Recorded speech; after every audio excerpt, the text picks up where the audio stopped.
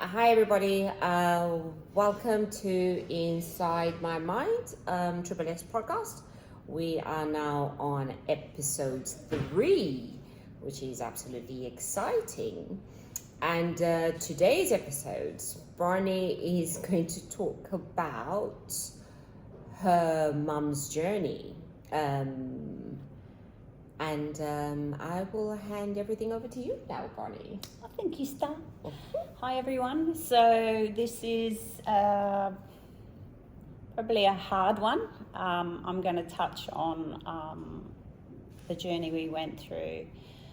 So, I spoke about my grandma's story, how my mum cared for her. She was always a carer. And then Mum had, she'd already walked that hard road with my grandma, and then my dad was diagnosed with cancer in 2004, and she was caring for him because there was no way in hell that my dad was going anywhere. So she cared for him right up to the end, and Dad was lucky enough to be able to die at home with us around him. That was very sad. But anyway, my dad said to me, he said, look after your mum. And I said, of course I will, not knowing, because Mum was quite okay. Like, she was a very fit, independent woman, very strong. So that's what I did. I had to move back home. So from 2004, where Mum was very independent, to about 2010 is when we started noticing some small little changes, but nothing too much to warrant that maybe she's getting dementia. And in 2010, my sister-in-law and my brother went away with her, and I received this letter. Myself and my other brother received this letter from my sister-in-law, which was quite not a nice letter. It was stating how manipulating my mum was, that she was taking over my brother and trying to make things different. And unfortunately, sometimes with dementia, they can do that, and it's just people have to understand. So this letter was a bit of a shock. I thought, how dare you? You can speak to us. We're a family. We're not a stupid family here. We're very open. So we all met. So I called a meeting with the boys, and we sat down and we discussed what they noticed anything. My brother that had been away had explained everything that had happened, which made sense then. But you don't need to write a letter. It's a family. So anyway, I thought, okay, so what do we do here? So that was around the end of 2010. So 2011, we thought, my girls are going to school a long way away. But then we decided where we were, we'd sell up and we'd come back down and buy another property. So the plan was to move in for 3 months and find another house to buy closer to the kids' school. But that's when I noticed things were really changing with Mum. So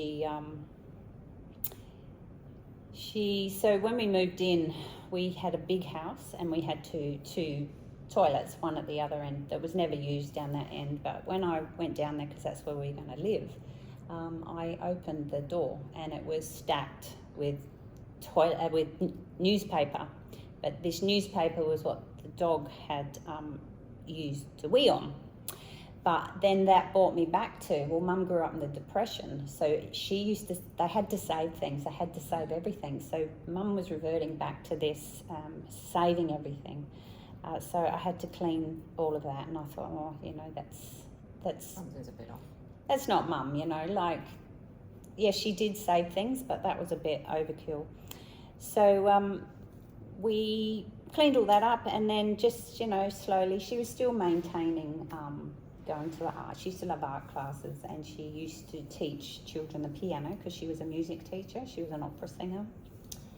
And, I noticed things were getting a bit different, and when I listened to her play the piano, there was a lot of mistakes, and she'd get angry, and then she wouldn't play it anymore. But one of the students' mums pulled me aside and said to me that your mum's there's something not right here. And I said, yes, I think maybe it's time that we end the lessons,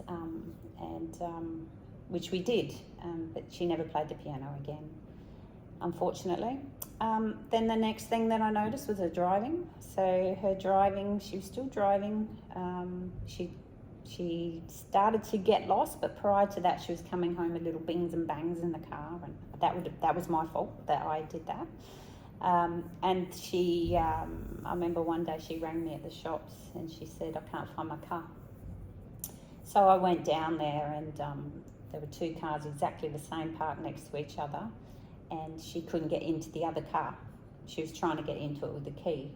And she had a little fob, but she was trying to get in the key, and this other lady who was the car was saying, but when I got there, you know, it was all, and I said, oh, Mum, it's the car over. And, you know, it's the same colour, same everything, but it just wasn't, and she never used the key, she always used the fob.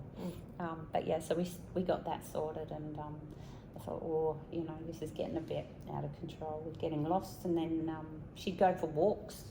She'd just go for walks around the area. She was still able to use her phone. She was still able to call me.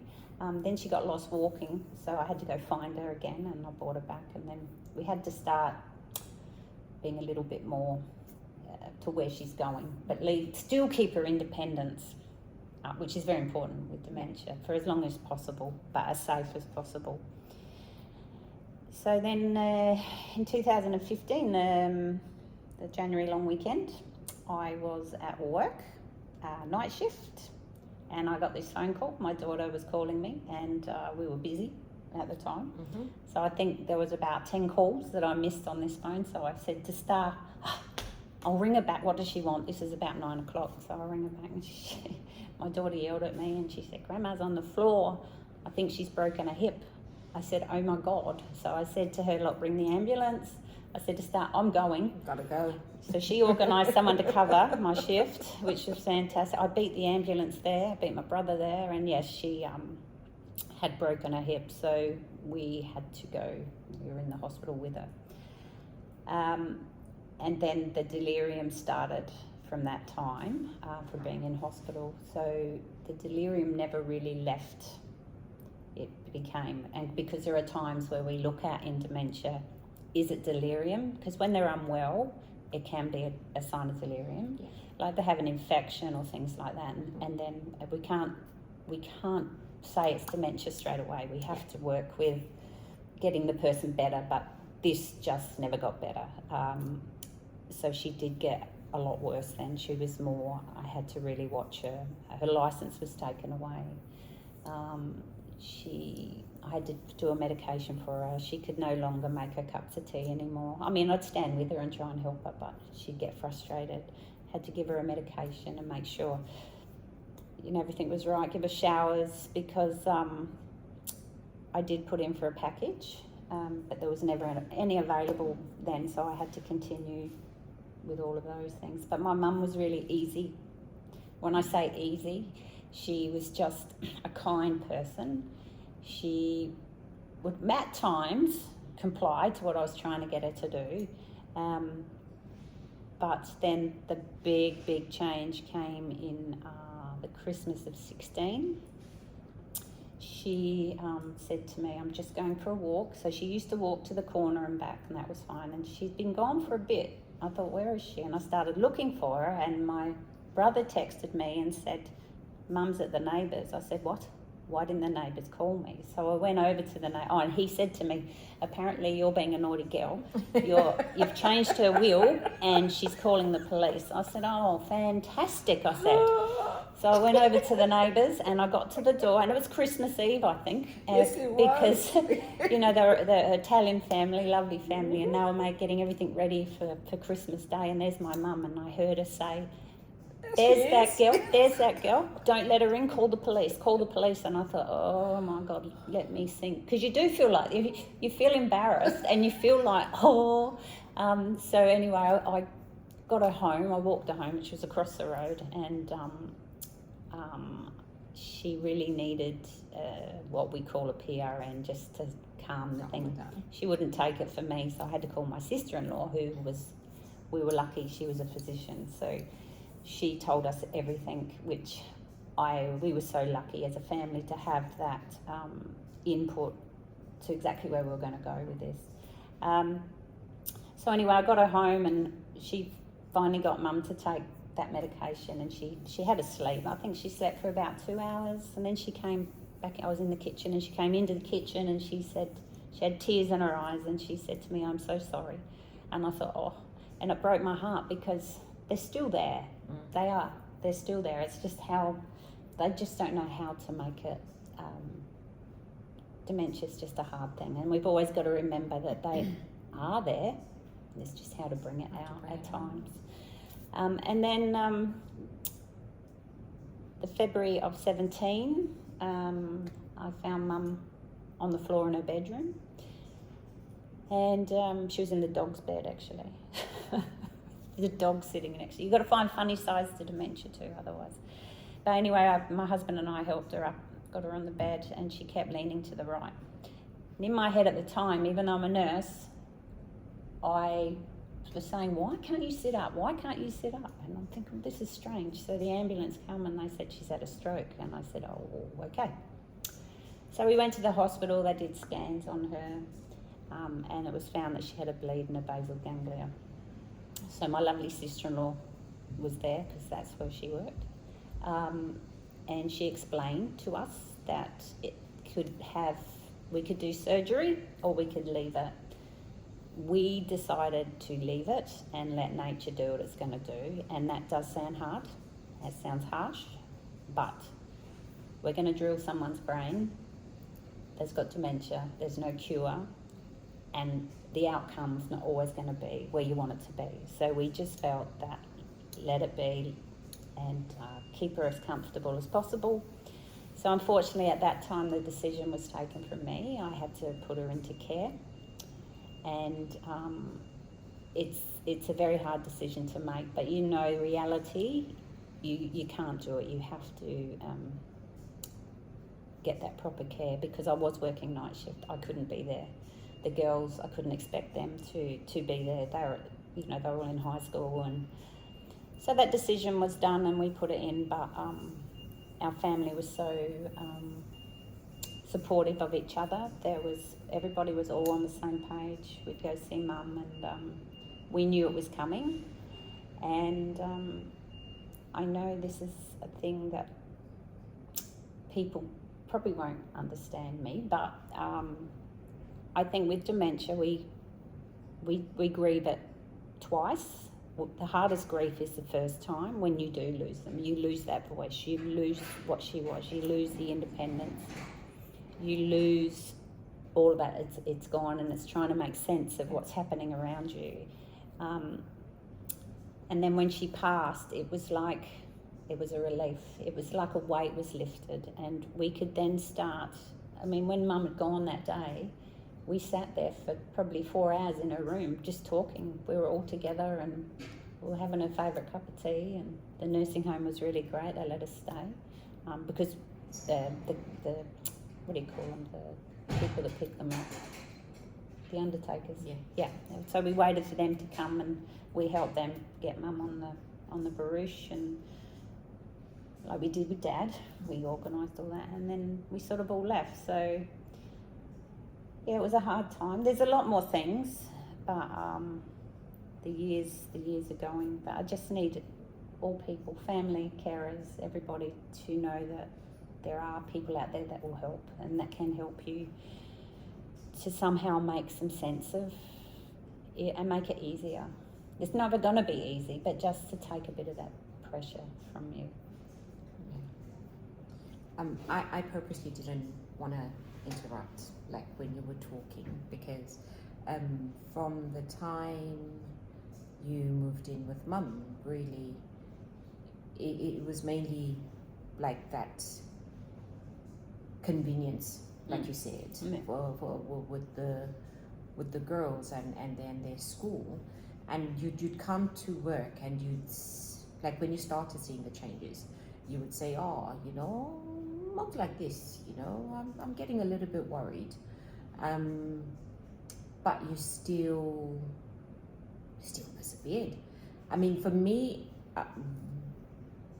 my looking at it as, I don't want you to get a big head, but I've always said you're one of the strongest people that I know, because you still had to hold down a full-time job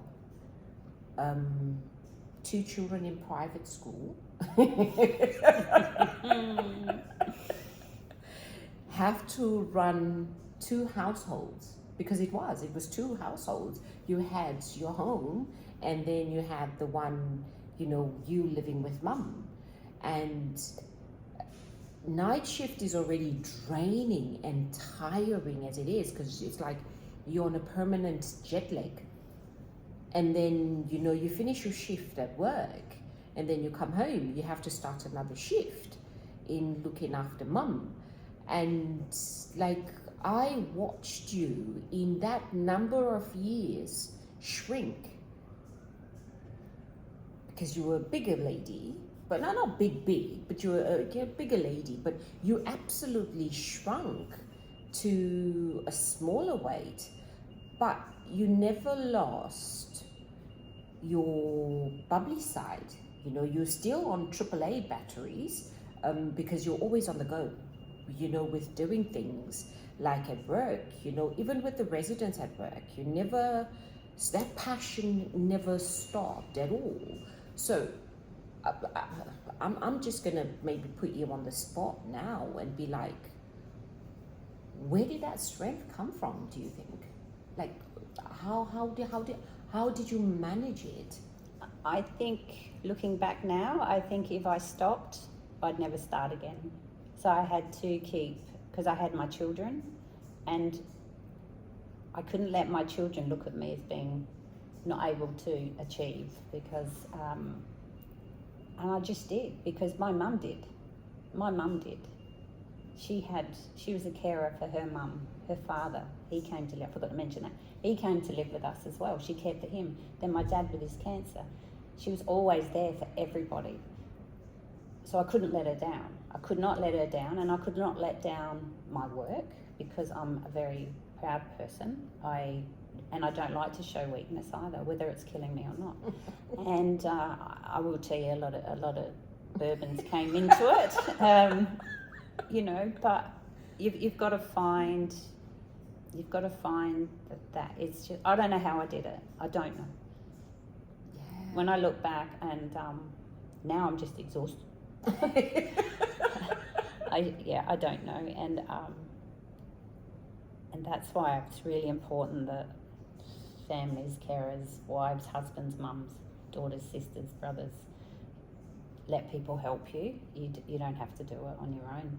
You don't. I did. Well, no, I didn't. I could call my brothers. They were always there. They always came whenever I needed them. But she wasn't hard. She was a sweet thing. At times we'd have our arguments, but that's no different. That's any other normal family. Yeah, but then, my break too was going to work to be with you as well, because it was somebody I could really vent with, whether you wanted to hear it or not. Wow. It was something, and like, even when we're at work, the joy we gave some of our residents, it just makes you feel like work. No, it just makes you feel. So I guess that's how I got through it. Yeah, I got through it. It is. It's a very, very hard and lonely. I think most carers, that especially for the ones looking after people with dementia, unfortunately they will always remember, that their loved one is already, they'll forget, they'll say something, and 2 minutes later or literally they won't mean what they're saying, and they don't know what they're saying, they'll forget what they're saying, but the carer will always remember. And sometimes it will really be so hurtful and so personal, and they always hold on to that. But it's good that there is people like you that have been through the journey, that actually can get to talk to them and be like, please be able to look past this horrible disease, this horrible illness, because inside there it is your mum or it is your father, and unfortunately they've been taken over by this horrible illness. So I think too, with with all my years of working in it as well and speaking with families, it's very hard for families to let go. But sometimes you don't want to use too much of the truth. Because if I put too much into what I know, it's how is that family going to react? Because, like I said in my last one, that doctor said to my mum, that grandma's brain was dead, she was dying, that was it. Yeah. I mean, how do you say that to people? You can't say that to people, but it is a reality, and sometimes it gives you that, oh, okay, this is serious. Let's see what we can do, how we can work together as a family. Let's get the people that know that can help us and make it better, and then be a family. Don't be that carer. Yeah. You know, I'm seeing a lot at the moment too about Christmas and all that coming up. How do you, you know, what happens with dementia, with family things and that?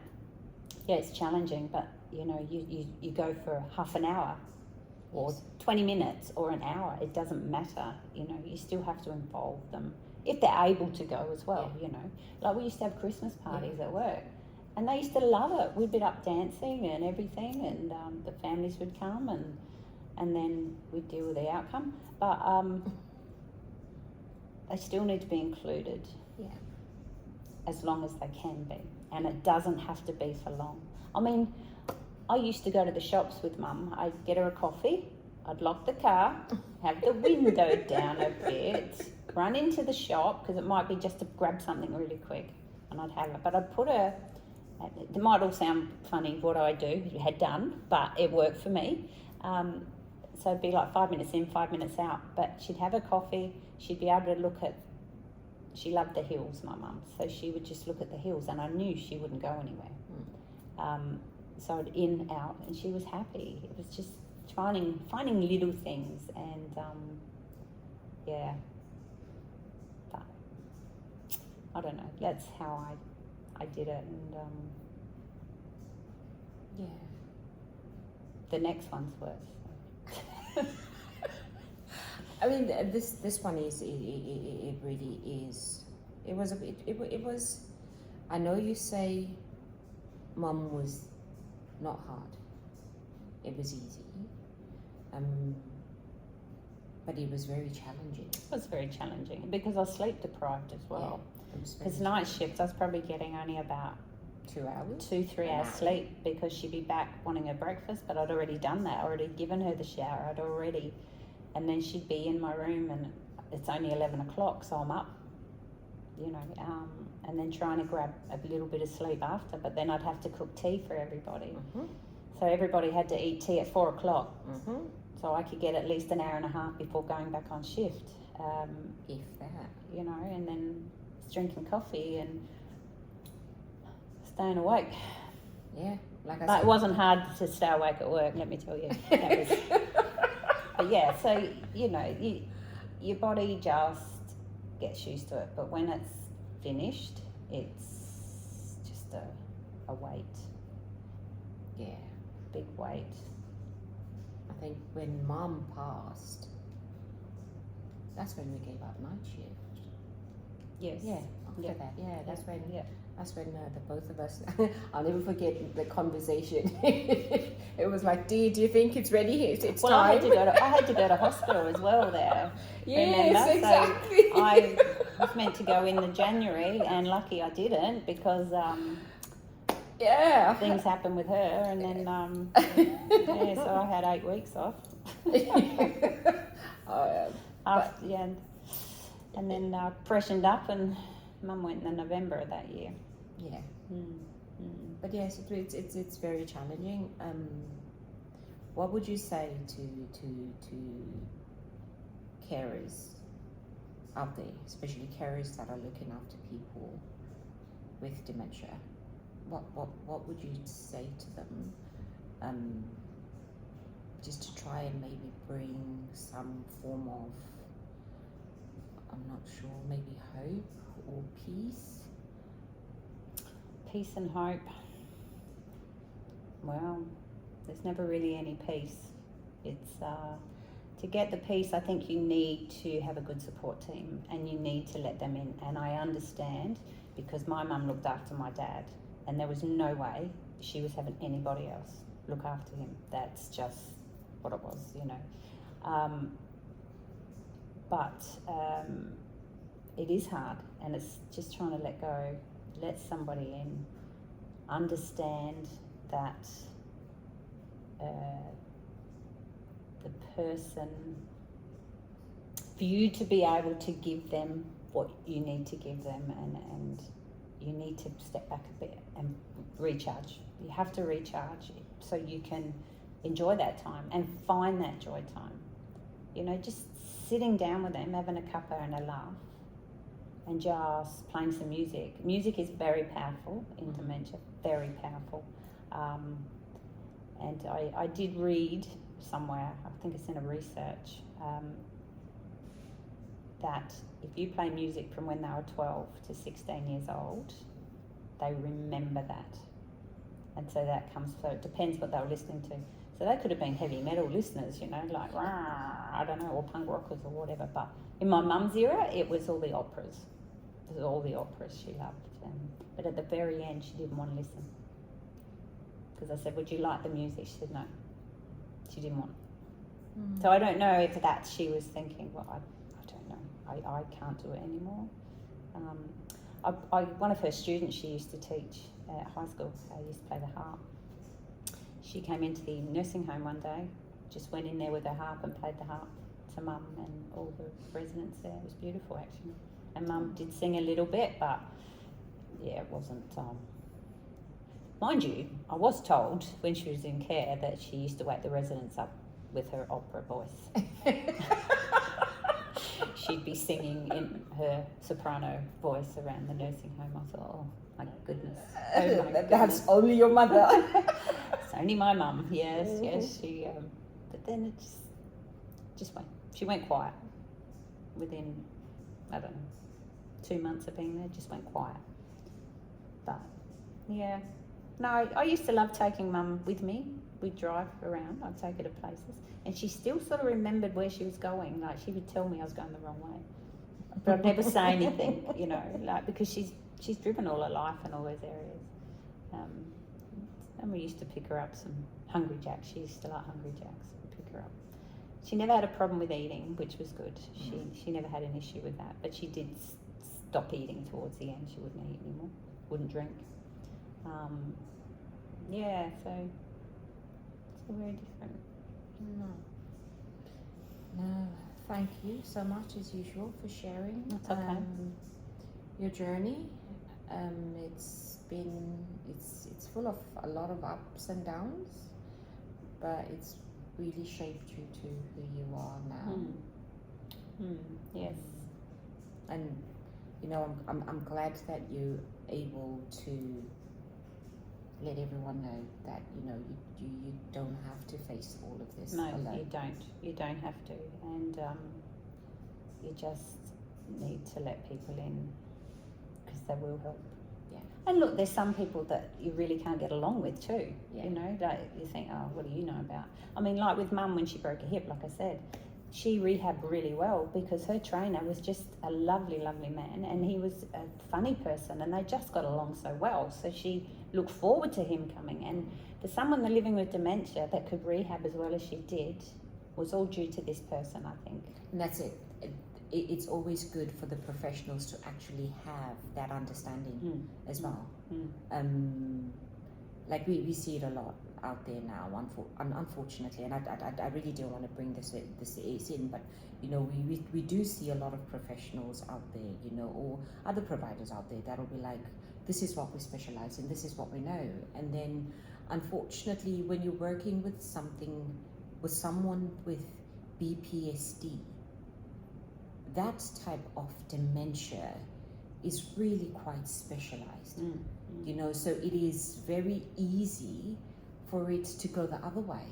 That's right. And then unfortunately the person who's going to be traumatized is going to be that client or that resident and the families and the staff.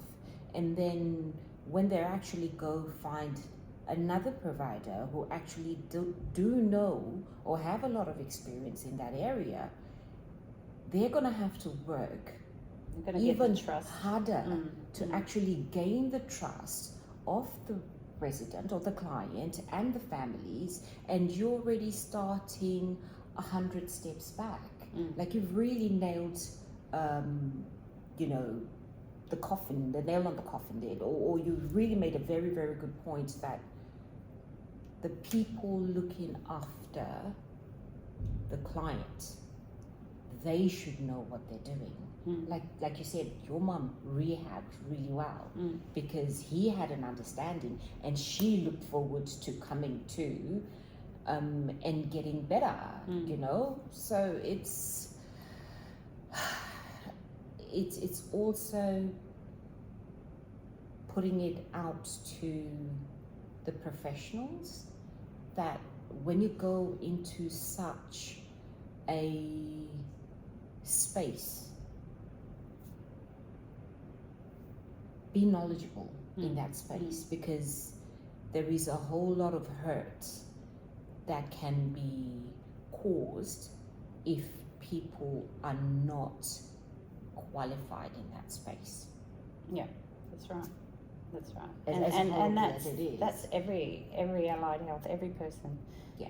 Podiatry, I mean, they have to understand it. You know, we work with a great podiatrist. Yes. And he's just brilliant, you know, like how we... Because he has an understanding of dementia, like his background and PTSD. So it is, yeah, we're very, very, very lucky. Yeah, so, yeah, it's not easy, you know, and you'll never forget it. You never forget it. You never let that go. You know, there's times something will happen and you think, oh, yeah, I remember that. Or, and speaking about this brings it back up and you think, ugh, you know, like just little things. But it is what it is. There's nothing you can do about it. It's there, and you just gotta, one day, fingers crossed, they may find a cure. But the brain's a little complex little area. Yes, we pray for that day. I hope it does. So they can fix me. So yes, and I will say that too. So yes, my fear is that, I mean, Mum had vascular dementia. She had a lot of vascular issues anyway, and heart and all that. But touch wood, I'm okay. But you know, with my grandma, my mum, I don't know. Am I? So yes, that's scary. We never know. So I've just got to. My husband teases me. He says I forget things. But I have my plan. So all my decisions are written down. So my family won't have to make my decisions for me. So everything is all nicely prepared. Yep. All right. Yeah. Well, thank you. So the next one, we got one more to go, and this one's a doozy. The next one. It's a doozy. How different it can be, and how different families can be. You have been through the ringer. Yeah, not really. Yes, probably. No, your body's been through the ringer. But anyway. You know what? That's one thing. That's another thing that I love about you, because you will always say, "Oh no, I'm okay," or you will downplay it.